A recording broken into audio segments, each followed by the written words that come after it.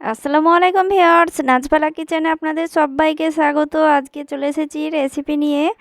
আজকে শাক ভাজির রেসিপি, শাক, পাটের শাক। তো অসাধারণ খেতে রেসিপিটা। তো পাটের শাকগুলো নিয়ে নিয়েছি, দেখুন গাছ সমেত। তো এবার বেছে নেব, গাছগুলো খুব সুন্দর করে বেছে নেব। আর শাকগুলো দেখুন একদম কালো কালো। এই শাকগুলো খুব মিষ্টি হয় আর খেতেও খুব সুন্দর লাগে। তো খুব ভালো করে বেছে নিচ্ছি, খুব ভালো করে বেছে নেব। এই যে দেখুন সব শাকগুলোকে বেছে নিয়েছি।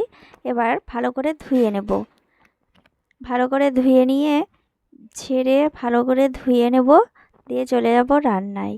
এখানে কড়াই চাপিয়ে দিয়েছি, তারপরে শাকগুলোকে দিয়ে দিচ্ছি। আমি গোটা গোটাই শাকগুলোকে রেখে দেব। তো দেখুন আমি কেটে নেব না, এই গোটা গোটা শাকগুলোকে দিয়ে দিলাম কড়াইয়ে সব শাকগুলোকে দিয়ে দিলাম। তারপরে দিয়ে দিচ্ছি লঙ্কা, কাঁচা লঙ্কা। তারপরে দিয়ে দেব স্বাদ মতো লবণ, দিয়ে দেব 1 বাটি মতো জল, দিয়ে সেদ্ধ করতে দেব। তো দেখুন জলটাও অনেকটাই বের হয়েছে। শাক দিয়ে এবার খুব ভালো করে নেড়ে নেব, খুব সুন্দর করে নেড়ে নিতে হবে। আর জলটাকে একদম শুকিয়ে নিতে হবে। এই জলেই শাকটাকে সেদ্ধ করে নেব। তো দেখুন এভাবে ভালো করে নেড়ে নিয়ে আবারও ঢাকা দিয়ে দেব।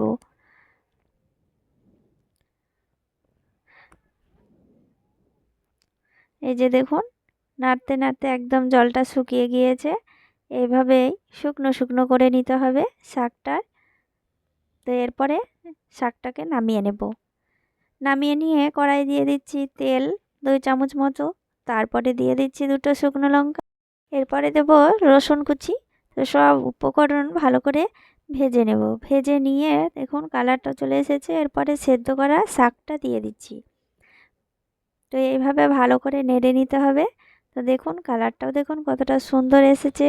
এইভাবে ভালো করে নাড়তে নাড়তে একবারে শুকনো শুকনো হয়ে যাবে,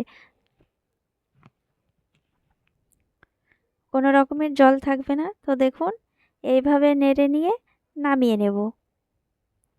এই যে দেখুন এবার নামিয়ে নিচ্ছি। তো রেসিপিটা দেখুন কতটা সুন্দর লাগছে আর কতটা লোভনীয় লাগছে, আর খুব অল্প উপকরণ দিয়ে। তো রেসিপিটা ভালো লাগলে লাইক, কমেন্ট, শেয়ার করবেন। সবাই ভালো থাকেন। ধন্যবাদ।